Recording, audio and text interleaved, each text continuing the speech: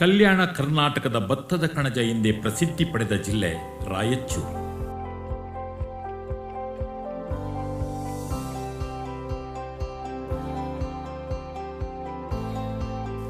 ಅಲ್ಲಿನ ಒಟ್ಟು 8 ಜಿಲ್ಲೆಗಳಲ್ಲಿ ಉತ್ತಮವಾದ ಅಕ್ಕಿ, ತುಂಗಭದ್ರಾ ಎಡದಂಡೆ ಕಾಲುವೆಯ ನೀರಾವರಿ, ಫಲವತ್ತಾದ ಕಪ್ಪು ಮಣ್ಣು ಇವು ಸಿಂಧನೂರು ತಾಲೂಕನ್ನು ರಾಜ್ಯ ಮಟ್ಟದಲ್ಲಿ ಗುರುತಿಸುವಂತೆ ಮಾಡಿದೆ.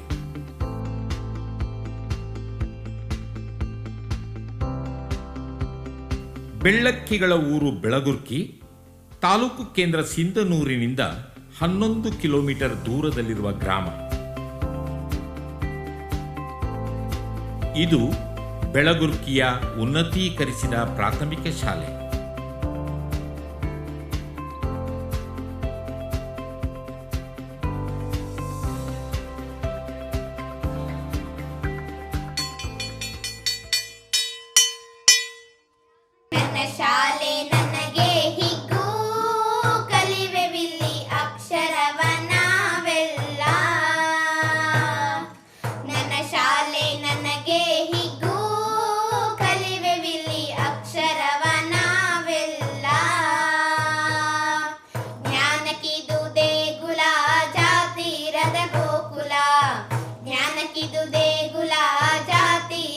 ಗೋಕುಲ ದಿನ ಬೆಳಗ್ಗೆ ನಾಡಗೀತೆಯ ಹಾಡುವೆವು. ದಿನ ಬೆಳಗ್ಗೆ ಸರ್ಕಾರಿ ಶಾಲೆ ಬೆಳೆಸ್ಬೇಕಂತ ನಾವು ಓದ್ಬೇಕು. ನಾವು ಮನೆಯವ್ರು ಹೇಳ್ತಾರೆ ಓದೋಣ, ಅವ್ರು ಕೇಳಿದಾಗ ಮಾತ್ರ ಓದೋಣ ಇರ್ತೀವಿ ನೋಡಿ, ಅವಾಗ ಮಾತ್ರ ಓದಾಗ ಪುಸ್ತಕ ಹಿಡ್ದಾಗ ಮಾಡೋದು. ಆ ಥರ ಮಾಡಬಾರ್ದು. ಶ್ರಮ ಇದ್ದಾಗ ಮಾತ್ರ ಸಾಧನೆ ಮಾಡೋಕೆ ಸಾಧ್ಯ. ನಾವು ಅವ್ರು ಹೇಳ್ತಾರೆ ಇವ್ರು ಹೇಳ್ತಾರೆ ಅಂತ ಓದೋದಲ್ಲ. ನಮಗೆ ಬರ್ಬೇಕದು, ಓದ್ಬೇಕಪ್ಪ ನಾವು ಅಂತ ನಮಗೆ ಬಂದ್ರೇನೆ ಆಗ ನಾವು ಒಂದು ಸಾಧನೆ ಮಾಡೋಕ್ಕಾಗದು. ದಿನ ಬೆಳಗ್ಗೆ ನಾಡಗೀತೆಯ ಹಾಡುವೆವು, ಓದು ಬರಹವ ಕಲಿಯುವೆವು, ಗುರು ಹಿರಿಯರಿಗೆ ನಮಿಸು. ನಮ್ಮ ಶಾಲೆಯಲ್ಲಿ ಮಕ್ಕಳು ಪತ್ರಿಕೆ ಮಾಡ್ತಾ ಇದ್ದಾರೆ, ಪೆನ್ಸಿಲ್ ಪತ್ರಿಕೆ ಮಾಡ್ತಾ ಇದ್ದಾರೆ.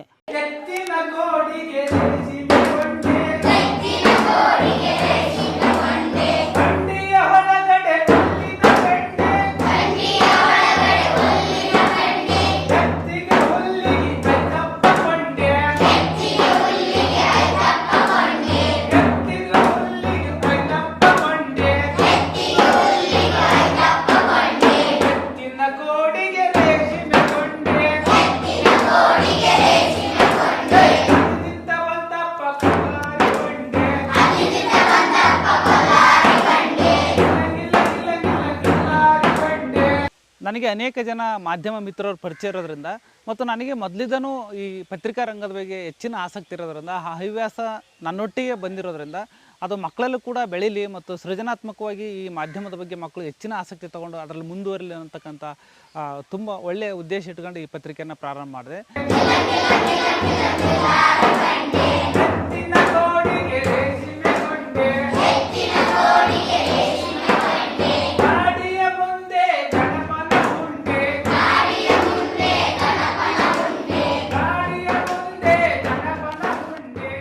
ಮತ್ತು ಜೊತೆಗೆ ಈ ಪತ್ರಿಕೆ ಮುಖಾಂತರ ಶಾಲೆಗೆ ತಪ್ಪಿಸುವಂಥ ಮಕ್ಕಳಿಗೆ ಆಕರ್ಷಣೆಯಾಗಲಿ ಮತ್ತು ಯಾರ್ಯಾರು ಗೈರು ಆಗುವಂಥ ಮಕ್ಕಳಿದ್ರಲ್ಲ ಅವರ ಬರವಣಿಗೆಗೆ ಹೆಚ್ಚಿನ ಉತ್ಸಾಹವನ್ನು ಮತ್ತು ಪ್ರೋತ್ಸಾಹವನ್ನು ಕೊಟ್ಬಿಟ್ಟು ಅವ್ರ ಮಕ್ಕಳ ಬರವಣಿಗೆ ಪ್ರಕಟ ಮಾಡೋದ್ರ ಮುಖಾಂತರ ಅವ್ರನ್ನ ಶಾಲೆಗೆ ನಿರಂತರವಾಗಿ ಬರಬೇಕನ್ನುವಂತಹ ಕಲ್ಪನೆಯೊಂದಿಗೆ ಈ ಪತ್ರಿಕಾ ಪ್ರಯೋಗನ ನಾನು ನಿರಂತರವಾಗಿ ಮುಂದುವರಿಸ್ತಾ ಇದ್ದೀನಿ.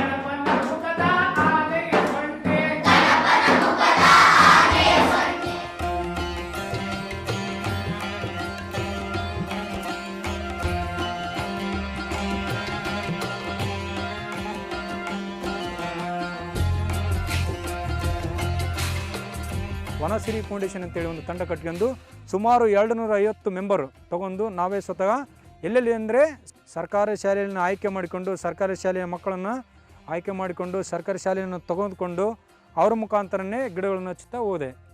ಅದು ಹಚ್ತಾ ಹೋಗ್ಬೇಕಾದ್ರೆ ಅವ್ರಿಗೆ ಏನು ಮಾಡಿದ್ವಿ ಗೊತ್ತಾ, ಮೋಟಿವೇಶನ್ ಇವರು ಕೊಡಬೇಕು. ವನಸಿರಿ ಫೌಂಡೇಶನ್ನ ಮುಖ್ಯಸ್ಥರು ಅಮರೇಶ್ ಗೌಡ. ವಾರ್ಷಿಕೋತ್ಸವ ಮಾಡುವಾಗ ಯಾರು ಅತಿ ಹೆಚ್ಚು ಎತ್ತರವಾಗಿ ಬೆಳೆಸ್ತಾರ ಅವರಿಗೆ ಪ್ರಶಸ್ತಿಗಳನ್ನು ಸನ್ಮಾನ ಮಾಡಿ ಅವ್ರಿಗೆ ಗೌರವಿಸ್ತೀವಿ. ಇದರ ಉದ್ದೇಶ ಇಷ್ಟೇ. ಈಗಾಗಲೇ ತೆಂಗಿನ ಗಿಡ ಆಯಿತು, ಅಲ್ಲಿ ಹುಣಸೆ ಗಿಡ ಆಯಿತು, ಅವು ಫಲಗಳು ಏನು ಕೊಡ್ತಾವಂದರೆ ಬಿಸಿಲ ರಾಯಚೂರನ್ನು ಹಸಿರ ರಾಯಚೂರನ್ನಾಗಿ ರೂಪಿಸುವುದು ಇವರ ಅತಿ ಕನಸು. ಹೆಚ್ಚು ನಮಗೆ ಕೊಡೋಕ್ಕಿಂತ ಪಕ್ಷಿ ಪ್ರಾಣಿಗಳಿಗೆ, ಮೂಕ ಪ್ರಾಣಿಗಳಿಗೆ ಅವು ಏನು ಮಾಡ್ತಾವ, ಆಹಾರ ಕೊಡ್ತಾವ. ಅದಕ್ಕೋಸ್ಕರ ನಾವು ಕಳೆದ 3 ವರ್ಷಗಳಿಂದ ಸರ್ಕಾರಿ ಶಾಲೆಗಳ ಸಹಭಾಗಿತ್ವದಲ್ಲಿ ಉತ್ತಮ ಜಾತಿಯ ಮರಗಳ ಬೀಜದ ಉಂಡೆಗಳನ್ನು ಗುಡ್ಡಗಾಡು ಪ್ರದೇಶಗಳಲ್ಲಿ ಬಿತ್ತನೆ ಮಾಡಿ ಹೊಸ ಕಾಡನ್ನು ಬೆಳೆಯುವ ಅಭಿಯಾನದಲ್ಲಿ ನಿರತರಾಗಿದ್ದಾರೆ. 40,000ಕ್ಕೆ ಸುಮಾರು 30,000 ಅಂದರೆ 80% ನಮಗೆ ಸಕ್ಸಸ್ ಆಗಿದೆ. ಒಂದೇ ವಾರದಲ್ಲಿ ಹೋಗಿ ನೋಡಿದ್ದೀವಿ, ಎಲ್ಲ ಮೊಳಕೆ ಬಂದು. ಇವತ್ತು ಗುಡ್ಡ ನೋಡೋಕೆ ಹೋದರೆ ಹಚ್ಚ ಹಸಿರು. ಬೇರೆ ಎಲ್ಲಿಲ್ಲ, ಕಲ್ಮಂಗಿ ಗುಡ್ಡ ಇಲ್ಲೇ ನಿಮ್ಮ ಮತ್ತೆ ಸಿಂಧನೂರಲ್ಲಿಂದ 20 ಕಿಲೋಮೀಟ್ರ್ ಮಾತ್ರ. ಆ ಥರ ನೀವು ಬೀಜದ ಉಂಡೆ ಮಾಡಿರಿ. ನಿಮಗೆ ಬೇಕಾದ ವ್ಯವಸ್ಥೆಗಳನ್ನು ನಾವು ಶೀಘ್ರದಲ್ಲಿ ತಗೊಂಬಂದು ಕೊಡ್ತೀವಿ. ಅದನ್ನೇನಿಲ್ಲ, ಬೀಜ ಒಬ್ಬೊಬ್ಬರು ಒಂದೊಂದು 100 ಕಟ್ಟಿಬಿಟ್ರೆ ಸಾಕು. ನಿಮ್ಮ ಗಿಡ ಬೆಳೆಸೋದಬೇಕಲ್ಲ, ಗುಡ್ಡದಲ್ಲಿ ಹಾಕಿ ಬಂದುಬಿಟ್ರೆ ಸಾಕು, ನೀವು ತಾವಾಗಿ ಬೆಳೆದ್ಬಿಡ್ತಾವೆ. ಶಾಲೆ ಅಷ್ಟೇ ಅಲ್ಲ, ನೀವೇನು ಮಾಡಬೇಕು, ಇಡೀ ಗ್ರಾಮನ, ಬೆಳಗೂರಿಕೆ ಗ್ರಾಮನ ಏನು ಮಾಡಬೇಕು, ಹಸಿರು ಗ್ರಾಮ ಮಾಡಬೇಕು. ಪ್ರತಿಯೊಂದು ಗ್ರಾಮ ಹಸಿರು ಆಗಬೇಕು. ಅದೊಂದೇ ಉದ್ದೇಶ ನಮ್ಮದು. ಪರಿಸರ ಸಂರಕ್ಷಣೆ, ಹಸಿರೇ ಹಸಿರೇ, ಕಾಡು ಬೆಳೆಸಿ, ಮನೆಗೊಂದು ಮರ, ಮನೆಗೊಂದು ಮರ.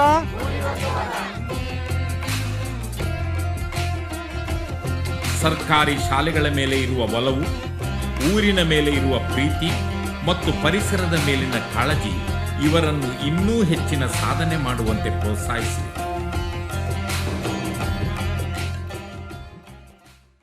ಮಕ್ಕಳ ಪತ್ರಿಕೆ ಮಾಡಬೇಕು ಅಂತ ಹೊರಟಾಗ ನಮ್ಮ ಮಕ್ಕಳಿಗೆ ಪತ್ರಿಕೆಗೋಸ್ಕರ ಏನಾದ್ರು ಬರ್ಕೊಡಿ ಅಂದರೆ ಅವರಿಗೆ ಮನಸ್ಸಿಗೆ ಏನು ಇಚ್ಛೆ ಬರುತ್ತೋ ಅದನ್ನು ಬರ್ಕೊಡ್ತಾರೆ.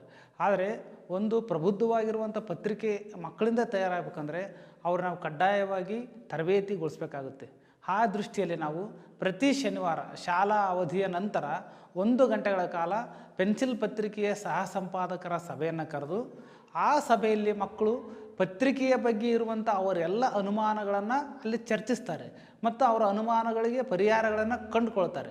ಈ ಸಲ ನಿಮಗೆಲ್ಲ ನೀರಿನ ಬಳಕೆಯ ಬಗ್ಗೆ ಚರ್ಚೆ ಆಯಿತು.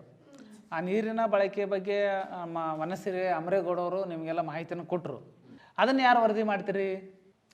ಅಂತರ್ಜಲ ಬಳಕೆ ಮತ್ತು ಅಂತರ್ಜಲ ಹೆಚ್ಚಿಸುವ ನಿಟ್ಟಿನಲ್ಲಿ ಅಮರೇಗೌಡರಿಗೆ ನಿಮಗೆ ಮಾಹಿತಿ ಕೊಟ್ಟರಲ್ಲ, ಅದನ್ನು ವರದಿ ಮಾಡಿಕೊಂಡು ನಮಗೆ ತಂದು ಕೊಡ್ರಿ. ಮಕ್ಕಳು ಈ ಪತ್ರಿಕೆಗೆ ವಿಷಯವನ್ನು ಬರೆಯೋಕೆ 1 ವಾರ ಏನು ಸಮಯ ತಗೊಂಡಿರ್ತಾರಲ್ಲ, ಆ ಸಮಯದಲ್ಲಿ ಮಕ್ಕಳು ತಮ್ಮ ಅನುಮಾನಗಳನ್ನು ಸಹ ಸಂಪಾದಕರ ಜೊತೆ ಮತ್ತೆ ಚರ್ಚೆ ಮಾಡುವಂಥ ಅವಕಾಶ ಇರುತ್ತೆ. ಅಂದರೆ ಅವರು ರೆಗ್ಯುಲರ್ ಆಗಿರುವಂಥ ಸಮಯದಲ್ಲಿ, ಊಟ ಮಾಡುವ ಸಮಯದಲ್ಲಿ, ಅಥವಾ ತರಗತಿ ಕೋಣೆಗಳಿದ್ದಾಗ, ಅಥವಾ ತಮ್ಮ ಬಿಡುವಿನ ಸಮಯದಲ್ಲಿ ಅವರು ಮಕ್ಕಳು ಈ ರೀತಿ ವಿಷಯಗಳನ್ನು ಚರ್ಚೆ ಮಾಡಿ ತಮ್ಮ ಅನುಮಾನಗಳನ್ನು ಪರಿಹರಿಸಿಕೊಳ್ಬೋದು. ಬಹುತೇಕ ನಮ್ಮ ನಾಗರಾಜ್ ಚೆನ್ನಾಗಿ ಕವನ ಬರಿತಾನೆ. ಈತನ ಕವನಗಳನ್ನ ನಾವೆಲ್ಲ ಮೇಲೆ ಬೇರೆ ಬೇರೆ ಕಡೆ ಕನ್ನಡ ಸಾಹಿತ್ಯ ಪರಿಷತ್ನವರಿಗೆ, ಮಕ್ಕಳ ಸಾಹಿತ್ಯ ಪರಿಷತ್ನವರಿಗೆಲ್ಲ ಕಳಿಸ್ಕೊಟ್ಟಿವಿ. ಹಾಗಾಗಿ ಅದನ್ನು ನಮ್ಮ ನಾಗರಾಜ್ ಬರಿತಾನೆ. ಆ ಪೆನ್ಸಿಲ್ ಸಭೆಗೆ ಹಾಜರಾಗಿರುವಂಥ ಸಂದರ್ಭದಲ್ಲಿ ಒಟ್ಟು ಬಂದಿರುವಂಥ ಲೇಖನಗಳನ್ನು ನಾವು ಪ್ರತಿಯೊಬ್ಬರು ಪರಿಶೀಲನೆ ಮಾಡ್ತೀವಿ. ಆ ಪರಿಶೀಲನೆ ಮಾಡಿದ ನಂತರ ಅತ್ಯುತ್ತಮವಾದ ಲೇಖನಗಳನ್ನು ನಾವು ಪತ್ರಿಕೆಗೆ ಆಯ್ಕೆ ಮಾಡ್ಕೊಳ್ತೀವಿ. ಮತ್ತು ವಿಶೇಷವಾಗಿ ನಮ್ಮ ಶಾಲೆಗಳಲ್ಲಿ 2 ದೊಡ್ಡ ಕಾರ್ಯಕ್ರಮಗಳನ್ನು ಮಾಡಿದ್ವಿ. ಯಾವುದಾದ್ರು ಮಾಡಿದ್ವಿ? ಮಕ್ಕಳ ಹಬ್ಬ ಮತ್ತು ಕವಿಗೋಷ್ಠಿ. ಅಂದರೆ ನಮ್ಮ ಗ್ರಾಮದಲ್ಲಿ ನಡೆಯುವಂಥ ಎಲ್ಲ ಧಾರ್ಮಿಕ ಮತ್ತು ಸಾಮಾಜಿಕ ಚಟುವಟಿಕೆಗಳನ್ನು ಮಗಳು ಸುಸೂತ್ರವಾಗಿ ಮತ್ತು ಅಷ್ಟೇ ಭಾಳ ತಲ್ಲೀನದಿಂದ ಅವನ್ನ ಅಬ್ಸರ್ವ್ ಮಾಡೋದ್ರ ಜೊತೆಗೆ ಅದನ್ನು ಬರೆಯುವಂಥ ಪ್ರಕ್ರಿಯೆಯನ್ನು ಕೂಡ ನಮ್ಮ ಪೆನ್ಸಿಲ್ ಪತ್ರಿಕೆ ಕಲಿಸ್ಕೊಡಿದೆ. ನಾವು ಸಾಧಕರನ್ನು ಪರಿಚಯ ಮಾಡುವ ಸಂದರ್ಭದಲ್ಲಿ ಈ ಸಲ ನಾವು ತತ್ವಪದಕಾರರನ್ನ ಪರಿಚಯ ಮಾಡುವಂಥದ್ದು. ಯಾರನ್ನ? ತತ್ವಪ. ನಿಮ್ಮೂರಾಗೆಲ್ಲ ಹಾಡು ಹೇಳೋರು ನೋಡಿರಲ್ವ? ಭಜನೆ ಇದ್ದಾಗೆಲ್ಲ ಆಡ್ತಿರ್ತಾರೆ. ಆ ಥರ ತತ್ವಪದಗಳನ್ನ ಹಾಡುವಂಥ ಒಬ್ಬ ಯಜಮಾನರನ್ನು ನೀವು ಸಂದರ್ಶನ ಮಾಡ್ತೀರಿ. ಆ ಸಂದರ್ಶನ ಮಾಡೋರು ಯಾರು ಅಂತ ಈ ಸಲ ಯಾರು ಮಾಡ್ತೀರಪ್ಪ ಅದ್ರಾಗ? ಜೊತೆಗೆ ಈ ಮುಂದಿನ ಪತ್ರಿಕೆ ಪ್ರಕಟಣೆಗೆ ಆ ಪತ್ರಿಕೆಯಲ್ಲಿ ಇರಬೇಕಾಗಿರುವಂಥ ಅಂಶಗಳ ಬಗ್ಗೆ ಇಡೀ ಸಹ ಸಂಪಾದಕೀಯ ಮಂಡಳಿಯಲ್ಲಿ ವಿಷಯ ಚರ್ಚೆ ಆಗುತ್ತೆ. ವಿಷಯ ಚರ್ಚೆ ಆಗೋದ್ರ ಜೊತೆಗೆ ಯಾವೆಲ್ಲ ವಿಷಯಗಳು ಪ್ರಮುಖವಾಗಿ ಪತ್ರಿಕೆಯಲ್ಲಿ ಬರಬೇಕು ಅನ್ನೋದನ್ನು ಕೂಡ ನಾವು ಅಂತಿಮಗೊಳಿಸ್ತೀವಿ. ಅದನ್ನು ಇಂಟ್ರೂ ಮಾಡೋ ಸಂದರ್ಭದಲ್ಲಿ ತತ್ವಪದ ಅಂದ್ರೆ ಏನು ಮತ್ತು ತತ್ವಪದದ ಪರಂಪರೆ ಬಗ್ಗೆ ಒಂದು ಸ್ವಲ್ಪ ಪುಸ್ತಕ ಇದೆ, ನನ್ನ ಹತ್ರ ಕೊಡ್ತೀನಿ, ಅದನ್ನು ಓದ್ಕೊಡ್ರಿ. ಯಾಕಂದರೆ ನೀವು ಓದಿದ ತಕ್ಷಣ ಅವ್ರಿಗೆ ಏನು ಕೇಳ್ಬೇಕಂತ ಗೊತ್ತಾಗಬೇಕಲ್ಲ. ಯಾರ ತತ್ವಪದಗಳನ್ನು ಹೆಚ್ಚು ಅವರು ಹಾಡ್ತಾರೆ ಅದನ್ನೆಲ್ಲ ನೀವು ಸ್ವಲ್ಪ ಮಾಹಿತಿ ತೊಗೊಂಬರ್ರಿ. ಮತ್ತು ಆ ತತ್ವಪದಗಳಿಂದ ನಮ್ಮ ಜೀವನಕ್ಕೆ ಏನು ಲಾಭ ಇದೆ, ಅದರಿಂದ ನಾವು ಏನು ಒಳ್ಳೆಯದನ್ನು ಕಲಿಬೋದು ಅನ್ನೋದ್ರ ಬಗ್ಗೆ ನೀವೆಲ್ಲ ಆಸಕ್ತಿಯಿಂದ ನೀವು ಆತನ ಹತ್ರ ಹೋಗಿ ಸಂದರ್ಶನ ಮಾಡಿ ಎಲ್ಲ ಬರ್ಕೊಂಡು ಬರ್ತೀರಿ ಅಲ್ವಾ? ಇದು ಎಷ್ಟು ದಿವಸದಲ್ಲಿ ಮಾಡ್ತೀರಿ ನೀವು? ಅಂತಿಮಗೊಳಿಸುವಂಥ ಸಂದರ್ಭದಲ್ಲಿ ಅವರಿಗೆ 1 ವಾರಗಳ ಕಾಲ ಸಮಯ ನಿಗದಿ ಮಾಡಿ ಕೊಟ್ಟಿರ್ತೀವಿ. ಆ 1 ವಾರಗಳಲ್ಲಿ ಮಗು ತನಗೆ ಇಷ್ಟ ಬಂದ ಮತ್ತು ತಾನು ತೆಗೆದುಕೊಂಡಿರುವಂಥ ವಿಷಯಗಳ ಬಗ್ಗೆ ಒಂದಿಷ್ಟು ಓದಿ ಮತ್ತು ತನ್ನ ಅನುಭವದ ಆಧಾರದ ಮೇಲೆ ಅವನು ಪತ್ರಿಕೆಗೆ ಲೇಖನಗಳನ್ನು ಬರೀತಾನೆ. ಮಗುವಿನ ಶಾಲಾ ದಿನಗಳಲ್ಲಿ ಈ ಪ್ರಯೋಗಗಳು ಪಠ್ಯೇತರ ಚಟುವಟಿಕೆಗಳಲ್ಲಿ ಸೃಜನಾತ್ಮಕತೆಯನ್ನು ಮತ್ತು ಪ್ರಾಯೋಗಿಕ ಮನೋಭಾವವನ್ನು ಬೆಳೆಸುತ್ತವೆ.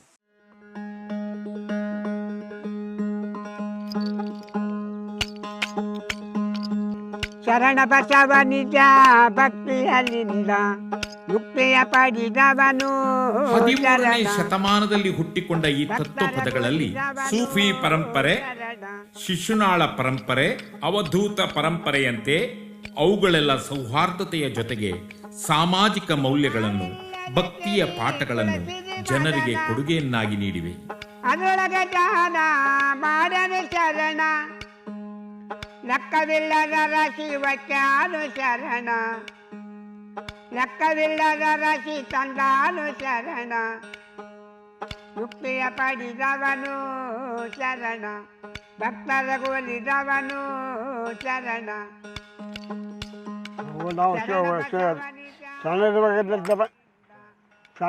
ಆಡ್ಕೊಂತ ಬಂದಿವಿ. ಶರಣ ಭಕ್ತರ ಗೋಲಿದವನು ಶರಣ. ಬಾಯ್ಪಟ್ಟು ನಾವು ಬಿಡ್ಕೊಬ್ಬರು ಕೈ ಕುಮಾರ ಗರಡಿಯ ಶಯನ, ರಾಮಲಿಂಗನ ಮಂದಿರ ಶಾನ, ಹೋಗಿದರು ಶೆಗಳು ಮಾಡ್ಯಾನು ಶರಣ. ಕರ್ನಾಟಕದ ಹಳ್ಳಿಗಳಲ್ಲಿರುವ ಬೆಳಕಿಗೆ ಬಾರದ ಇಂತಹ ಅನೇಕ ಹಾಡುಗಾರರನ್ನು ಗುರುತಿಸದೇ ಇರುವುದು ವಿಷಾದನೀಯ. ಭಕ್ತರ ಗೋಲಿದವನು ಶರಣ, ಶರಣ ಬಸವನಿಜ ಭಕ್ತಿಯರಿಂದ ಮುಕ್ತಿಯ ಪಡೆದವನು ಶರಣ, ಭಕ್ತರ ಗೋಲಿದವನು ಶರಣ. ಮತ್ತು ಇನ್ನೂ ಪತ್ರಿಕೆಯಲ್ಲಿ ಇನ್ನೂ ಸ್ಪಷ್ಟವಾಗಿ ಇನ್ನೂ ಚೆನ್ನಾಗಿ ಎಲ್ಲರೂ ಓದೋ ಹೇಗೆ ಬರೀಬೇಕು ಅನ್ನೋದ್ರ ಬಗ್ಗೆ ನಿಮ್ಗೆ ಏನಾದ್ರು ಅಂದ್ರೆ ಮಾಹಿತಿ ಏನು ಅಂತಂದರೆ, ಹೆಂಗಪ್ಪ ಚೆನ್ನಾಗಿ ಬರೀಬೇಕಂತಂದರೆ, ನಾವು ಬರೆಯಂದ ತಕ್ಷಣ ಒಂದು ದೊಡ್ಡ ದೊಡ್ಡ ಪೇಪರಲ್ಲಿ ಉದ್ದಕ್ಕೆ ಬರೆದಿರ್ತೀವಿ, ಅಷ್ಟನ್ನು ಓದೋಕೆ ಸ್ವಲ್ಪ ಸಮಸ್ಯೆ ಆಗ್ಬೋದು. ಆದರೆ ಬರೆಯೋದನ್ನು ತುಂಬ ಸಂಕ್ಷಿಪ್ತವಾಗಿ ಎಲ್ಲರೂ ಚೆಂದಾಗಿ ಓದೋ ರೀತಿಯಲ್ಲಿ ಬರೀಬೇಕು. ಅದಕ್ಕೆ ಏನು ಮಾಡಬೇಕು ಅಂತಾರೆ, ನಮಗೆ ಶಬ್ದ ಸಂಪತ್ತು ಬೇಕು. ನಾವು ಶಬ್ದ ಸಂಪತ್ತನ್ನು ಹೆಂಗೆ ಕಲಿತೀವಿ? ಶಾಲೆ ಬರೋದ್ರಿಂದ ಕಲಿತೀವಿ.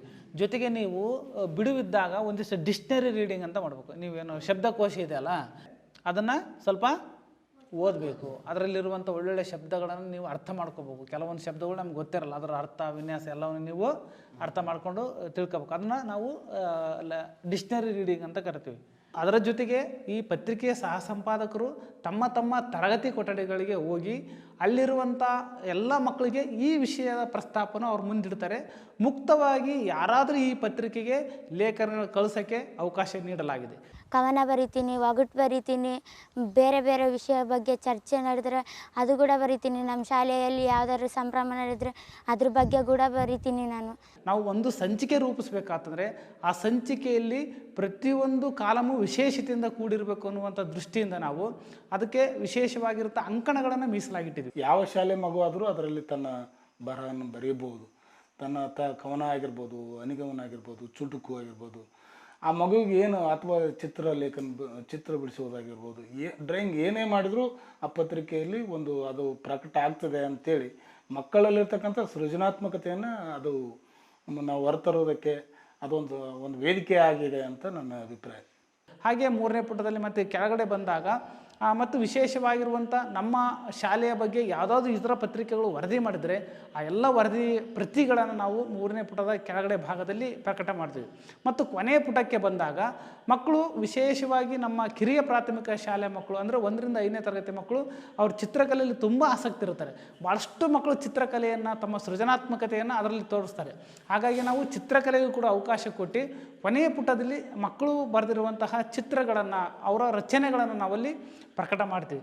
ಜೊತೆಗೆ ಇನ್ನೂ ವಿಶೇಷ ಏನಂತಂದರೆ, ಮಕ್ಕಳು ಪ್ರತಿ ದಿವಸ ಗ್ರಂಥಾಲಯದಿಂದ ಪುಸ್ತಕಗಳನ್ನ ತೆಗೆದುಕೊಂಡು ಹೋಗ್ತಾರಲ್ಲ, ಆ ಓದಿರುವಂಥ ಪುಸ್ತಕಗಳಲ್ಲಿ ಈ ಮಾಹೆಯಲ್ಲಿ ಅಂದರೆ ಈ ತಿಂಗಳಲ್ಲಿ ಅವ್ರಿಗೆ ತುಂಬ ಇಷ್ಟವಾಗಿರುವಂಥ ಪುಸ್ತಕದ ಪರಿಚಯವನ್ನು ಕೂಡ ನಮ್ಮ ಪತ್ರಿಕೆಯಲ್ಲಿ ಮಾಡ್ತಾರೆ. ಇಂತಹ ಒಂದು ಪೆನ್ಸಿಲ್ ಪತ್ರಿಕೆಯು ನಮ್ಮ ತಾಲೂಕು ಮಟ್ಟದಲ್ಲಿ ಅಲ್ಲದೆ ಜಿಲ್ಲಾ ಮಟ್ಟದಲ್ಲಿಯೂ ರಾಜ್ಯ ಮಟ್ಟದಲ್ಲಿಯೂ ದೇಶ ಮಟ್ಟದಲ್ಲಿಯೂ ಒಂದು ಉನ್ನತವಾದಂತಹ ಗಮನ ಸೆಳೆಯುವ ಮೂಲಕ ಈ ಒಂದು ಬೆಳಗುರ್ಕಿ ಶಾಲೆಯು ಪೆನ್ಸಿಲ್ ಪತ್ರಿಕೆಯ ಮೂಲಕ ಒಂದು ಹೆಸರುವಾಸಿಯಾಗಿದ್ದು ನಮ್ಮ ಶಾಲೆಗೆ ಅತ್ಯಂತ ಗೌರವವನ್ನು ತಂದುಕೊಟ್ಟಂತಹ ವಿಷಯವಾಗಿದೆ.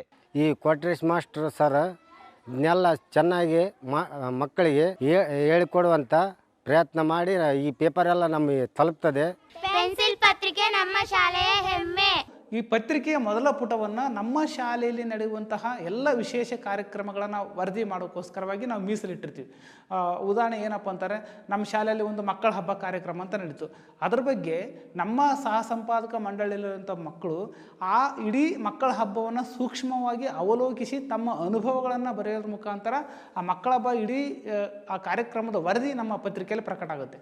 ಅದೇ ರೀತಿ ನಾವು ಎರಡನೇ ಪುಟಕ್ಕೆ ಬಂದಾಗ ಆ ಮಕ್ಕಳು ತಮ್ಮ ಸೃಜನಾತ್ಮಕ ವಿಷಯಗಳಾಗಿರುವಂಥ ಕಥೆ ಆಗಿರ್ಬೋದು, ಕವನಗಳಾಗಿರ್ಬೋದು ಮತ್ತು ತಾವು ಅನುಭವಿಸಿರುವಂಥ ಮತ್ತು ತಮ್ಮ ಪ್ರವಾಸ ಕಥನ ಆಗಿರ್ಬೋದು ಅವೆಲ್ಲವನ್ನೂ ಕೂಡ ಪುಟ 2ರಲ್ಲಿ ಬರೀತಾರೆ. ಮತ್ತು 3ನೇ ಪುಟದ ವಿಶೇಷ ಏನಂತಂದರೆ ಆ ಮಕ್ಕಳು ವಿಶೇಷ ವ್ಯಕ್ತಿಗಳನ್ನು ಅಂದರೆ ನಮ್ಮೂರು ನಮ್ಮ ಹೆಮ್ಮೆ ಅಂತಕ್ಕಂಥ ಅಂಕಣದಲ್ಲಿ ಅವ್ರ ಮಕ್ಕಳು ಏನು ಮಾಡ್ತಾರೆ ಅಂತಂದರೆ ನಮ್ಮ ಊರಲ್ಲಿರುವಂಥ ವಿಶೇಷ ಸಾಧಕರನ್ನ ಸಂದರ್ಶನ ಮಾಡ್ತಾರೆ. ಒಂದು ವೇಳೆ ನಮ್ಮ ಗ್ರಾಮದಲ್ಲಿ ಸಾಧಕರು ಸಿಗದೇ ಇದ್ದರೆ ಪಕ್ಕದೂರಲ್ಲೋ ಅಥವಾ ಅವು ಮಕ್ಕಳಿಗೆ ಸಂಪರ್ಕಕ್ಕೆ ಬರುವಂತಹ ಸಾಧಕರನ್ನು ಅವರು ಆ ಅಂಕಣಕ್ಕೆ ಏನು ಮಾಡ್ತಾರೆ, ಪರಿಚಯಿಸ್ತಾರೆ. ಪರಿಚಯಿಸಿದ ಜೊತೆಗೆ ಅವರ ಕಲೆಗಳನ್ನು, ಅವರ ಸಾಧನೆಯನ್ನು ಮಕ್ಕಳು ಅರಿತುಕೊಳ್ಳುತ್ತಾ ಆ ಎಲ್ಲ ವಿಷಯವನ್ನು ಕೂಡ ಪತ್ರಿಕೆಯಲ್ಲಿ ವರದಿ ಮಾಡಿ ಅದು ಇಡೀ ಗ್ರಾಮಕ್ಕೆ ಮತ್ತು ಮಕ್ಕಳಿಗೆ ತಲುಪುವ ರೀತಿಯಲ್ಲಿ ವ್ಯವಸ್ಥೆಗೊಳಿಸ್ತಾರೆ. ಸುಮಾರು 10,000 ವರ್ಷಗಳ ಹಿಂದ್ಗಡೆ ನಮ್ಮ ಮಸ್ಕಿಯ ನಾಗರಿಕತೆ ಹೋಗ್ತಾ ಇದೆ. ಈ ಗುಡ್ಡ ನೋಡ್ತಾ ಇದ್ರಲ್ಲ, ಎಲ್ಲ ಗುಡ್ಡ. ಈ ಗುಡ್ಡದಲ್ಲಿ ಅಡ್ಡಾಡ್ತಾ ಹೋದಂಗೆಲ್ಲ ಅನೇಕ ಶಿಲಾಯುಗ ಕಾಲದ ಅನೇಕ ಕುರುಹುಗಳು ನಮ್ಗೆ ಕಾಣ್ತಾ ಇವೆ. ಇದು ಮೊದಲೆಲ್ಲ ಜನವಸತಿ ಪ್ರದೇಶ. ಆರಂಭ ಆಗಿದ್ದು ಮೇಲೆ ಕಾಣ್ತಕ್ಕಂತಹ ಗುಡ್ಡದಿಂದ. ಅಲ್ಲಿ ಈಗಲೂ ಕೂಡ ಹೋದರೆ ಆ ದುರ್ಗನ ಬೆಟ್ಟ ಅಂತ ಬರ್ತಿದೆ. ಆ ದುರ್ಗನ ಬೆಟ್ಟದಲ್ಲಿ ಈಗಲೂ ಕೂಡ ಈ ಹಳೆಯ ಶಿಲಾಯುಗದ ಮನುಷ್ಯ ಬಳಸ್ತಿದ್ದಂತಹ ಉಪಕರಣಗಳಾಗಿತ್ತು, ಮಡಿಕೆಗಳಾಯಿತು, ಮಡಿಕೆಗಳ ಚೂರುಗಳಾಯಿತು, ಮುತ್ತಿನ ಹಳ್ಳುಗಳಾಯಿತು, ಒಳ್ಳುಗಳಾಯಿತು. ಜೊತೆಗೆ ಆ ಶಿಲಾಯುಗದ ಮಾನವ ತನ್ನ ಬಿಡುವೆಯಲ್ಲಿ ಇದ್ದಂತಹ ಚಿತ್ರಗಳು, ಅನೇಕ ಸುಂದರವಾಗಿರ್ತಕ್ಕಂಥ ಚಿತ್ರಗಳು ಕೂಡ ಆ ದುರ್ಗನ ಬೆಟ್ಟದ ಮತ್ತು ಪಕ್ಕದ ಬೆಟ್ಟದಲ್ಲಿ ಸಾಕಷ್ಟು ಸಿಗ್ತಾ ಇವೆ.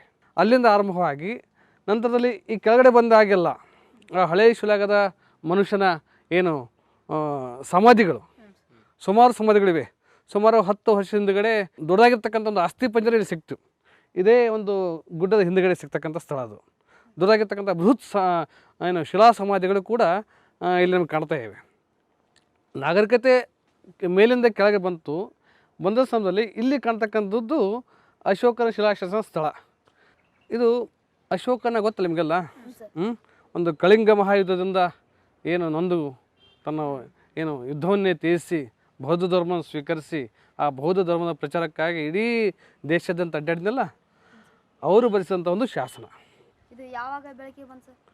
ಇದು 1915ರಲ್ಲಿ ಸಿ ಬಿಡನ್ ಅಂತಂದು ನಮ್ಮ ಹೈದರಾಬಾದ್ ಕರ್ನಾಟಕದ ನಿಜಾಮನ ಇಂಜಿನಿಯರ್ ಆಗಿರ್ತಕ್ಕಂತಹ ಸಿ ಬಿಡನ್ ಎಂಬುವರು ಅಲ್ಲಿ ಬಂದಂಥ ಸಮಯದಲ್ಲಿ ಇಲ್ಲಿ ಒಂದು ಶಾಸನ ನೋಡಿದರು.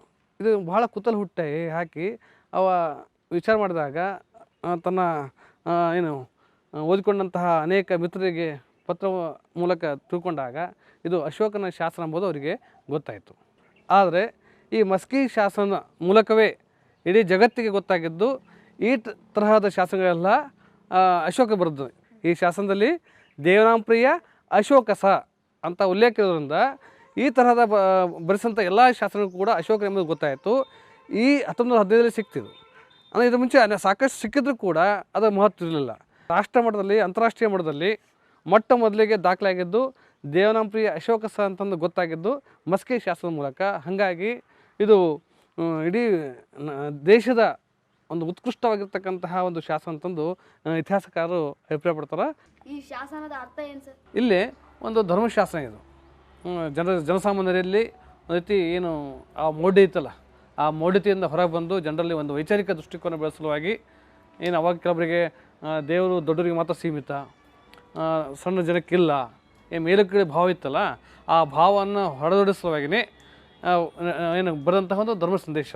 ಪರಮಾತ್ಮನ ಅಪಾರ ಕರುಣೆಯು ಉಚ್ಚರಿಗೆ ಮಾರುವಂತೆ ಕೀಳರಿಗೂ ಸಹ ದೊರೆಯುವುದೆಂಬುದನ್ನು ಈ ಶಾಸನ ಹೇಳ್ತಾ ಇದೆ. ಅಂದರೆ ಇಲ್ಲಿ ಕೇವಲ ಪರಮಾತ್ಮನ ಕರುಣೆ ಶ್ರೀಮಂತರಿಗೆ ಮಾತ್ರ ಸೀಮಿತ ಇಲ್ಲ, ದೊಡ್ಡ ವರ್ಗಕ್ಕೆ ಮಾತ್ರ ಸೀಮಿತ ಇಲ್ಲ.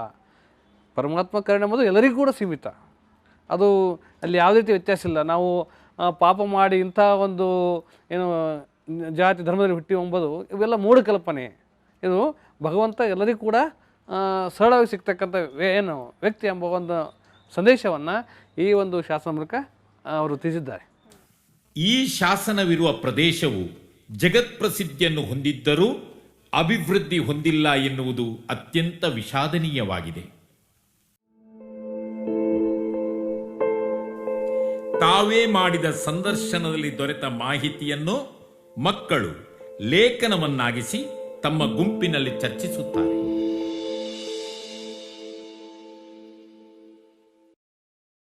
ಕೊಟ್ರೇಶ್ ಅವರು ಸಂಪನ್ಮೂಲ ವ್ಯಕ್ತಿಯಾಗಿ ಕ್ಷೇತ್ರ ಸಂಪನ್ಮೂಲ ಕೇಂದ್ರದಲ್ಲಿ ನಿರ್ವಹಿಸ್ತಕ್ಕಂಥ ಸಂದರ್ಭದಲ್ಲಿ ತಾಲೂಕಿನ ಶಿಕ್ಷಕರು ಆ ತರಬೇತಿಯಲ್ಲಿ ಪಾಲ್ಗೊಂಡಾಗ ಸಂದರ್ಭಾನುಸಾರ ಪೆನ್ಸಿಲ್ ಪತ್ರಿಕೆಯ ಅಂಶಗಳು ಮಾದರಿಯಾಗಿರ್ತಕ್ಕಂಥ ವಿಷಯಗಳಲ್ಲದೆ ಆ ಶಿಕ್ಷಕರು ತಮ್ಮ ಶಾಲೆಯಲ್ಲಿ ಇಂಥ ವಿಷಯಗಳನ್ನು ಕೊಂಡೊಯ್ದು ಅಲ್ಲಿಯ ಮಕ್ಕಳಿಗೆ ಹೇಳೋದ್ರಿಂದ ಆ ಶಾಲೆ ಈ ಶಾಲೆಯಲ್ಲಿರ್ತಕ್ಕಂಥ ಅನೇಕ ಉತ್ತಮ ಅಂಶಗಳು ಅಳವಡಿಸಿಕೊಳ್ಳಲು ಭಾಳ ಸಹಕಾರಿ ಆಯಿತು ಅಂತಕ್ಕಂಥ ವಿಷಯ ಆ ತರಬೇತಿಯಲ್ಲಿ ಪಾಲ್ಗೊಂಡಿರ್ತಕ್ಕಂಥ ಶಿಕ್ಷಕರು ಹೇಳಿರ್ತಕ್ಕಂಥದ್ದು. 2013ರಿಂದ ಈ ಪತ್ರಿಕೆ ಪ್ರಾರಂಭ ಮಾಡಿದಾಗ ಮೊದಲು ಒಂದಿಷ್ಟು ಸ್ನೇಹಿತರು ನನಗೆ ಹಣ ಕೊಟ್ಟರು. ಆನಂತರ ನನ್ನ ಸ್ಯಾಲ್ರಿಲೇ ನಾನು ಪ್ರತಿ ತಿಂಗಳು ಇದಕ್ಕೆ ಒಂದಿಷ್ಟು ಹಣವನ್ನು ತೆಗೆದಿಟ್ಟು ಈ ಪತ್ರಿಕೆ ಪ್ರಕಟ ಮಾಡುವಂಥ ಸಂದರ್ಭದಲ್ಲಿ ನನಗೆ ಆರ್ಥಿಕವಾಗಿ ಅನೇಕ ಸಲ ಸಂಕಷ್ಟ ಎದುರಾಗಿರುವಂಥ ಘಟನೆಗಳು ಕೂಡ ನನ್ನ ಮುಂದಿದೆ.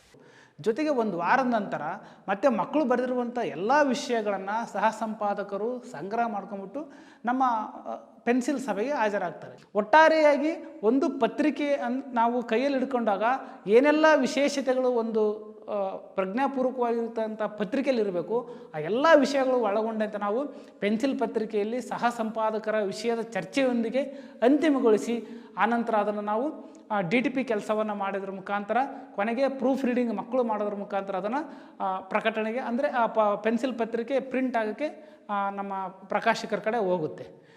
ನಮ್ಮ ಸರ್ ದಿನಪತ್ರಿಕೆಗಳಲ್ಲಿ ಬರುವಂತಹ ಕೈ ಬರಹಗಳನ್ನು ಬರೆಯುವಂತೆ ಸಲಹೆ ಸೂಚನೆಗಳು ಮಾಡ್ತಾರೆ. ನಾವು ಬರೆದು ಕಾಶಿ DDPಗೆ ಕೊಡ್ತೀವಿ. DDPಯಿಂದ ಅದನ್ನು ವಾಪಸ್ ನಮ್ಮ ಕೈಗೆ ಕೊಡ್ತಾರೆ. ಅದರೊಳಗಿರುವಂಥ ಕಾಗುಣಿತ ದೋಷಗಳನ್ನು ನಾವು ತಿದ್ದಿ ಮತ್ತು ವಾಪಸ್ ಪ್ರಿಂಟಿಗೆ ಕಳಿಸ್ತೀವಿ. ಆ ನಂತರ ಅವು ಪ್ರಿಂಟ್ ಆಗಿ ವಾಪಸ್ ನಮ್ಮ ಕೈಯಲ್ಲಿ ಬರ್ತಾವೆ. ಅದನ್ನು ನೋಡಲು ಭಾಳ ಚಂದ ಇರ್ತಾವೆ.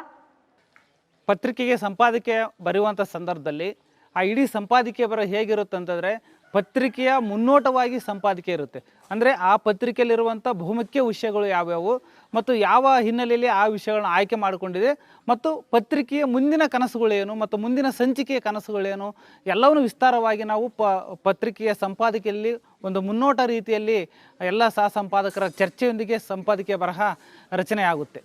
ಆಮೇಲೆ ಬಂದ ನಂತರ ಎಲ್ಲ ಕ್ಲಾಸಿಗೆ ಒಂದೊಂದು ಹಂಚುತ್ತೀವಿ. ಆಮೇಲೆ ಅದರೊಳಗಿರೋನೆಲ್ಲವಷ್ಟು ಓದ್ತೀವಿ ಮತ್ತು ಊರಲ್ಲಿರುವ ಜನಗಳಿಗೆ ಕೈ ಕೊಡ್ತೀವಿ. ನಂತರ ನಮ್ಮ ಮನೆಯಲ್ಲಿರುವ ತಂದೆ ತಾಯಿಗಳನ್ನ ಕೊಡ್ತೀವಿ ಮತ್ತು ನಮ್ಮ ಮನೆಯಲ್ಲಿರುವ ಗೋಡೆಗೆ ಅಂಟಿಸ್ತೀವಿ ನಾವು.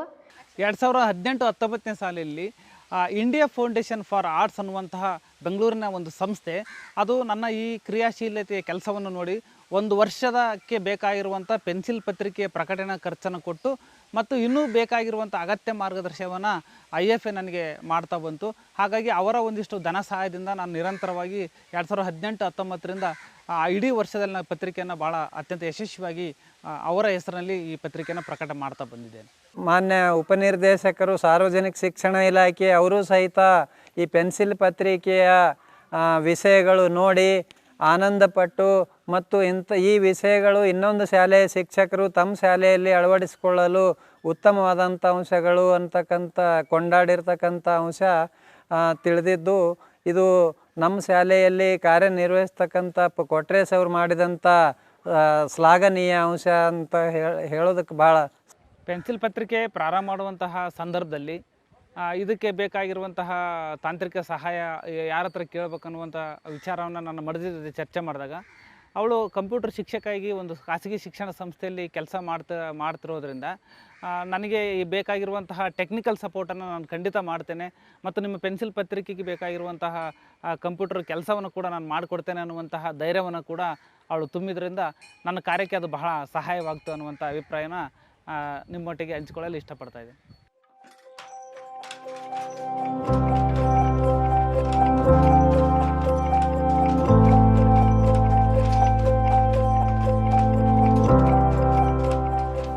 ಸಿಂಧನೂರಿನಿಂದ 85 ಕಿಲೋಮೀಟರ್ ದೂರದಲ್ಲಿರುವ ಇಳಕಲ್ ಕೈಮಗ್ಗದ ಸೀರೆಗೆ ಪ್ರಸಿದ್ಧಿಯಾಗಿದೆ.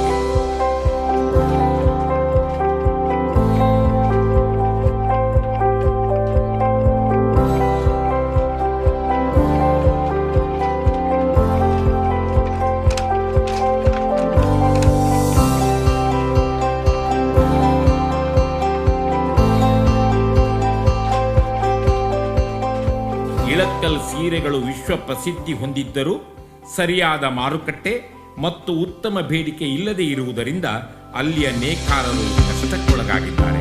ಯಾಕಂದ್ರೆ ಎಲ್ಲರೂ ಡಾಕ್ಟರ್ ಇಂಜಿನಿಯರ್ ಎಲ್ಲರೂ ಹೋದ್ರೆ ಇದನ್ನ ಮಾಡೋರು ಯಾರು ಇಲ್ಲ. ಅವ್ರು ಅಗಳೇ ಹೇಳಿದ್ರಲ್ಲ ಸರ್, ಇದು ಹಿಂದಾಗಲ್ಲ ಮುಂದಾಗಲ್ಲ, ಸುಮ್ಮನೆ ಹೊಟ್ಟೆ ಊಟ ಮಾಡೋದು ಮಾಡ್ಬೇಕು ಹುಟ್ಟಿಬಿಟ್ಟಿವಲ್ಲಪ್ಪ ಅನಿಸ್ಬಿಡೋದ್ರಿ. ಈಗ ಅಕಸ್ಮಾತ್ ನಮ್ಮ ಕುಟುಂಬಕ್ಕೆ ಏನಾದ್ರು ದೊಡ್ಡದು ಇದಾತಂದ್ರ ಅಲ್ಲ, ಯಾಕಂದ್ರೆ ಸ್ವಾಭಿಮಾನದ ಬದುಕಿದೆ. ಆದ್ರೆ ಈ ಕೆಲಸ ಬಿಟ್ರೆ ಬೇರೆ ಕೆಲಸ ಮಾಡ್ತೀವಿ ಅನ್ನೋ ಧೈರ್ಯ ಇದ್ರೆ ಇನ್ನೊಬ್ರಿಗೆ ಕೈ ಚಾಚೋದಿಲ್ಲ ಅಷ್ಟೇ. ನಿಜವಾಗ್ಲೂ ರೀ ಮೊಬೈಲ್ನಾಗೆ ತೋರಿಸ್ಬೇಕು ಈ ತರ ಮಾಡ್ತಿದ್ರು ಅಂತ ನಾವು ಮಕ್ಕಳಿಗೆ ಮೊಬೈಲ್ನಾಗೆ ತೋರಿಸ್ಬೇಕು. ಆ ಪರಿಸ್ಥಿತಿ ಬರುತ್ತೆ ನಮ್ಗೆ. ಯಾಕಂದ್ರೆ ಇದೇ ಊರಾಗೆ ಎಷ್ಟು ಜನ ಇದ್ರಿ ಇಲ್ಕಲ್ಲಿದ್ದಾನೆ ತಾವೇ ಅಂಗಡಿಯವರು ಬಂದ್ರೆ ತಗೊಂಡೋಗ್ತಿದ್ರು. ಈಗ ಹಂಗಿಲ್ರಿ ನಾವು. ಯಾಕಂದ್ರೆ ಫೋರ್ಲಮ್ ಮಗ್ಗ ಬಂದಾವ್ರಿ ಇವಾಗ ಮಿಷನ್ಗಳು. ಈಗ ನಾವ್ ಕೈ ಮಗ್ಗ ಯಾರು ಒಟ್ಟ ಒಳಗಡಲ್ರಿ. ಅವ್ರು ಯಾವ್ದೋ ಹಳಬ್ರಿ ನಮಗ ಇದಿದ್ವೇ ಬೇಕು ಅಂತ ಅನ್ನೋರಿದ್ರೆ ಬರ್ತಾರೆ ಮನೆಗೆ. ಇದು ಕರೆಂಟ್ ಇದ್ರು ನಡೀತೀರಿ ನಮ್ ಕೆಲಸ, ಕರೆಂಟ್ ಇರ್ಲೇ ಇದ್ರು ನಡೀತದೆ. ನಾವೇ ರಜೆ ಹಾಕಿದ್ರೆ ರಜೆ ಹಾಕಿ ಕಣ್ಣನ್ನು ಕಾಣಲ್ರಿ. ಈಗ ಚಸ್ಮಾ ಐತಿ. ಇಲ್ಕಲ್ ಸೀರೆ ಹೋಯ್ದ್ರಪ್ಪ ಅಂತ ಇಲ್ಕಲ್ ಸೀರೆ ತರಬಾಡ್ರಿ ಅಂತಾರೆ. ತರಬಾಡ್ ಅಂತಾರೆ. ಅಲ್ಲೇ ದೂರ ಇರ್ರಿ ಅಂತಾರೆ. ದೊಡ್ಡ ದೊಡ್ಡ ದೇಶಗಳಲ್ಲೇ ಸಪ್ಲೈ ಆಗ್ತಿದ್ರೆ ನಮ್ಮ ತಗೊಂತಾರೆ. ಇತ್ತೀಚಿನ ದಿನಗಳಲ್ಲಿ ಯಾಂತ್ರಿಕ ಮಗ್ಗಗಳು ಬಂದ ಕಾರಣ ಕೈಮಗ್ಗದ ಉತ್ಪನ್ನಗಳ ಬೇಡಿಕೆಯು ಕಮ್ಮಿಯಾಗುತ್ತಿದೆ. ಆ ಒಂದು ಚಟುವಟಿಕೆ, ಅದರಲ್ಲಿ ಬರುವಂತಹ ವಿಷಯಗಳನ್ನು ಗಮನಿಸಿದಂತಹ ಅನೇಕ ವಿಶ್ವವಿದ್ಯಾಲಯಗಳು, ಅನೇಕ ಶೈಕ್ಷಣಿಕ ಸಂಸ್ಥೆಗಳು ನಮ್ಮ ಕೊಟ್ರೇಶ್ ಸರ್ ಅವರ ಒಂದು ಸೃಜನಾತ್ಮಕ ಚಟುವಟಿಕೆಯನ್ನು ಮನಗೊಂಡು ಅವರಿಗೆ ಹಲವಾರು ಒಂದು ತಾಲೂಕು ಮಟ್ಟದಲ್ಲಿಯೂ, ಜಿಲ್ಲಾ ಮಟ್ಟದಲ್ಲಿಯೂ, ರಾಜ್ಯ ಮಟ್ಟದಲ್ಲಿಯೂ ಮತ್ತು ದೇಶ ಮಟ್ಟದಲ್ಲಿ ನಮ್ಮ ಬರೋಡ ವಿಶ್ವವಿದ್ಯಾಲಯವು ಅವರಿಗೆ ಒಂದು ಪ್ರಶಸ್ತಿಯನ್ನು ಕೊಡುವ ಮೂಲಕ ಅವರ ಒಂದು ಸೇವೆಗೆ ಒಂದು ಉನ್ನತವಾದಂತಹ ಗೌರವವನ್ನು ಸಲ್ಲಿಸಿರುವುದು ನಮ್ಮ ಶಾಲೆಗೆ ಒಂದು ತಂದಂತಹ ಗೌರವವಾಗಿದೆ. ಇದರಲ್ಲಿ ನಾನು ಕವನಗಳನ್ನು ಮತ್ತು ಇತ್ಯಾದಿಗಳನ್ನು ಬರೆದಿದ್ದರಿಂದ ನಮ್ಮ ಮನೆಯಲ್ಲಿ ತೋರಿಸಿದರೂ ನಮ್ಮ ಮನೆಯಲ್ಲಿ ಚೆನ್ನಾಗಿ ಬರೆದಿದ್ದೆ, ಇದರಿಂದ ನೀನೇ ಮುಂದುವರೆಸು ಅಂತ ಹೇಳ್ತಾ ಇದ್ದಾರೆ. ಬೇರೆ ಊರಿಗೆ ಹೋದರೂ ನನ್ನನ್ನು ಗುರುತಿಸುತ್ತಾರೆ ಮತ್ತು ನೀನು ಪೆನ್ಸಿಲ್ ಪತ್ರಿಕೆಯಲ್ಲಿ ಭಾಗವಹಿಸಿದ್ದೀಯಾ ಅಂತ ಹೇಳುತ್ತಿದ್ದಾರೆ. ಪತ್ರಿಕೆ ನಾವೆಲ್ಲ ತಯಾರು ಮಾಡಿ ಇದನ್ನು ಪ್ರಿಂಟಿಗಾಗಿ ಗದಿಗೆ ಕಳಿಸಿರುವ ಸಂದರ್ಭದಲ್ಲಿ ಅಲ್ಲಿ ತಯಾರಾಗಿರುವಂಥ ಪತ್ರಿಕೆ ಬಸ್ ಮುಖಾಂತರ ನಮಗೆ ಸಿಂಧನೂರಿಗೆ ತಲುಪುವ ಸಂದರ್ಭದಲ್ಲಿ ಅನೇಕ ಸಲ ಅದು ನಮಗೆ ಕೈ ಸಿಗದೆ ಎಲ್ಲೋ ಬಸ್ ಸ್ಟ್ಯಾಂಡಲ್ಲಿ ಅಥವಾ ಬೇರೆ ಗ್ರಾಮದಲ್ಲಿ ಅದು ಮಿಸ್ ಆಗಿ ಹೋಗಿರುವಂಥ ಸಂದರ್ಭ ಇದೆ. ಆ ಸಂದರ್ಭಕ್ಕೆ ನಮಗೆ ಮತ್ತಷ್ಟು ಹೆಚ್ಚಿನ ಹಣಕಾಸಿನ ಹೊರೆ ಬಿದ್ದು ಮತ್ತೆ ಅದನ್ನು ಮರುಪ್ರಕಟಣೆ ಮಾಡೋದು ತುಂಬ ಒಂದೊಂದು ಸಂದರ್ಭದಲ್ಲಿ ಕಷ್ಟ ಅನ್ನಿಸ್ತಾ ಇತ್ತು. ಮತ್ತು ನಮ್ಮ ಶಾಲೆಗೆ ಬಂದಿರೋ ಪತ್ರಿಕೆಗಳು ಮಳೆಗೆಲ್ಲ ಸಿಕ್ಕು ತುಂಬ ತೊಯ್ದು ಅದು ಹಾಳಾಗಿರುವಂಥ ಅನೇಕ ಸಂದರ್ಭ ಕೂಡ ನಾನು ಈ ಒಂದು ಪತ್ರಿಕೆ ಕಾರ್ಯದಲ್ಲಿ ಅನುಭವಿಸಿದ್ದೇನೆ. ಮುದ್ರಣಗೊಂಡು ಬಂದ ಪತ್ರಿಕೆಯನ್ನು ವಿದ್ಯಾರ್ಥಿಗಳೇ ಸ್ವತಃ ಪರಿಶೀಲಿಸಿ ಅಧ್ಯಾಪಕ ವೃಂದದವರಿಗೆ, ಇತರ ವಿದ್ಯಾರ್ಥಿಗಳಿಗೆ ಮತ್ತು ಊರಿನ ಜನರಿಗೆ ಹಂಚುತ್ತಾರೆ.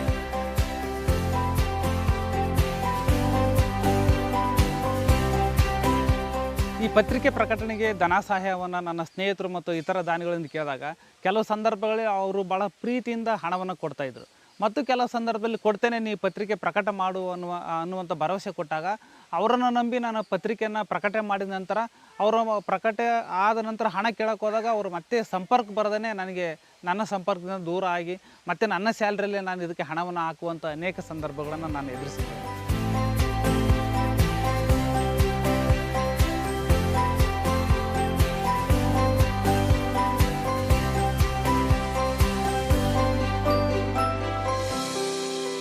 ಮಕ್ಕಳ ಪತ್ರಿಕೆ, ಮಕ್ಕಳೇ ಸ್ವತಃ ಬರೆಯುವಂಥ ಒಂದು ಪತ್ರಿಕೆ, ಪ್ರಕಟ ಮಾಡುವಂಥ ಪತ್ರಿಕೆ. ಇದರಲ್ಲಿ ಯಾವುದೂ ಲಾಭಾಂಶವಿಲ್ಲ. ಇದು ಉಚಿತವಾಗಿ ಎಲ್ರಿಗೂ ಸಿಗುತ್ತದೆ, ಮಕ್ಕಳಿಗೆ ಸಿಗುತ್ತದೆ. ಹಾಗಾಗಿ ಅವರು ಅದಕ್ಕೆ ದಾನಿಗಳನ್ನ ಸಂಗ್ರಹಿಸಿಕೊಂಡು ಅಥವಾ ಯಾವುದೇ ಮೂಲದಲ್ಲಿ ಅದನ್ನ ಫ್ರೀ ಆಫ್ ಕಾಸ್ಟಲ್ಲಿ, ಲೋ ಕಾಸ್ಟಲ್ಲಿ ಪ್ರಿಂಟ್ ಮಾಡೋದಕ್ಕೆ ಏನು ಅವಕಾಶ ಇದೆ ಅದನ್ನು ಮಾಡ್ತಾ ಇದ್ದಾರೆ ಅವರು.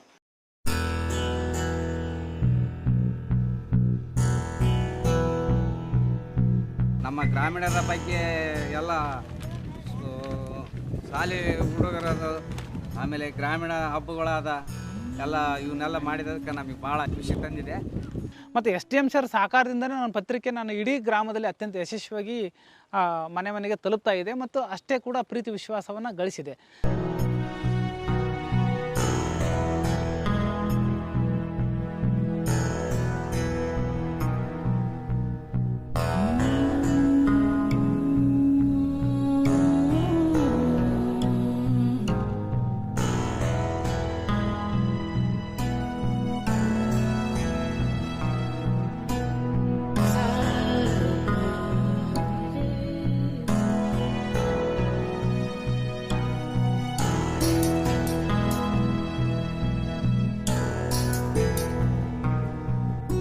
ಪತ್ರಿಕೆಯ ಈ ಕೆಲಸಕ್ಕೆ ನಮ್ಮ ಹಿರಿಯ ಅಧಿಕಾರಿಗಳಾಗಿರುವಂಥ ಡಯಟ್ನ ಪ್ರಾಂಶುಪಾಲ ಈ ಹಿಂದೆ ಇದ್ದಿರುವಂಥ ಮಲ್ಲಿಕಾರ್ಜುನ್ ಸರ್ ಆಗಿರ್ಬೋದು, ಮತ್ತು ನಮ್ಮ ಈ ಹಿಂದೆ ಕೆಲಸ ಮಾಡಿರುವಂಥ BO ಋಷಿವೇಂದ್ರ ಸರ್ ಆಗಿರ್ಬೋದು, ಮತ್ತು ಸೋಮಶೇಖರಗೌಡ ಸರ್ ಆಗಿರ್ಬೋದು, ಮತ್ತು ಈಗ ಬಂದಿರುವಂಥ ಶ್ರೀ ಶರಣಪ್ಪ ವಟಗಲ್ ಸರ್ ಆಗಿರ್ಬೋದು, ವಿಶೇಷವಾಗಿ ನಮ್ಮ ಸಮನ್ವಯ ಅಧಿಕಾರಿಗಳಾಗಿರುವಂಥ ಕೃಷ್ಣಪ್ಪ ಸರ್, ಇವರೆಲ್ಲರೂ ಕೂಡ ನನಗೆ ಅಗತ್ಯವಾಗಿರುವಂಥ ಮಾರ್ಗದರ್ಶನ ಮತ್ತು ಸಹಕಾರ ನೀಡುತ್ತಾ ಈ ಪತ್ರಿಕೆಗೆ ಏನೆಲ್ಲ ಸಹಾಯ ಬೇಕಾಗಿದೆ ಅದನ್ನೆಲ್ಲ ಒದಗಿಸುತ್ತಾ ನನಗೆ ಬಹಳಷ್ಟು ಬೆಂಬಲವನ್ನು ಕೊಡ್ತಾ ಇದ್ದಾರೆ. ಪೆನ್ಸಿಲ್ ಪತ್ರಿಕೆ ಹಾಗೂ ಅದರ ವಿಶೇಷತೆಯ ಬಗ್ಗೆ ಮೆಚ್ಚುಗೆಯ ಬರವಣಿಗೆಗಳು ಹಲವಾರು ಪ್ರಸಿದ್ಧ ಪತ್ರಿಕೆಗಳಲ್ಲಿ ಪ್ರಕಟಗೊಂಡಿವೆ. ಇಂತಹ ಮೆಚ್ಚುಗೆಯ ಬರಹಗಳೇ ಪೆನ್ಸಿಲ್ ಪತ್ರಿಕೆಯ ಗುಣಮಟ್ಟವನ್ನು ಹೆಚ್ಚಿಸಲು ಕಾರಣವಾಯಿತು.